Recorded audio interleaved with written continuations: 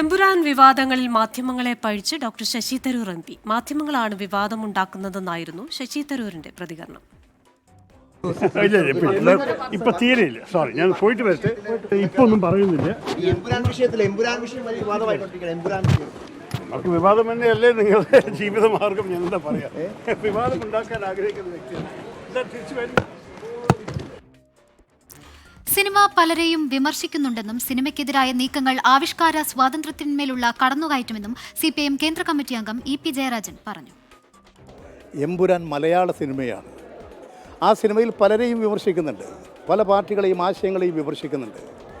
പക്ഷേ എമ്പുരാൻ സിനിമ ഇവിടെ അവതരിപ്പിക്കണമെങ്കിൽ, അങ്ങനത്തെ ഒരു സ്ക്രിപ്റ്റ് തയ്യാറാക്കണമെങ്കിൽ, അതിൽ അഭിനയിക്കണമെങ്കിൽ, സിനിമ രൂപകൽപ്പന ചെയ്യണമെങ്കിൽ, പാട്ട് എഴുതണമെങ്കിൽ, പാടണമെങ്കിൽ, ടാക്കീസിൽ അവതരിപ്പിക്കണമെങ്കിൽ RSSൻ്റെ അംഗീകാരം വേണം, ഓർഗനൈസറുടെ അംഗീകാരം വേണം എന്ന നിലയിലേക്ക് രാജ്യത്തെ കൊണ്ടുപോവുകയാണ്.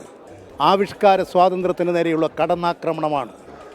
എല്ലാ വിഭാഗം ജനങ്ങളും ഒന്നിച്ച് പ്രതിരോധിക്കേണ്ട ഒരു നിലയാണിത്.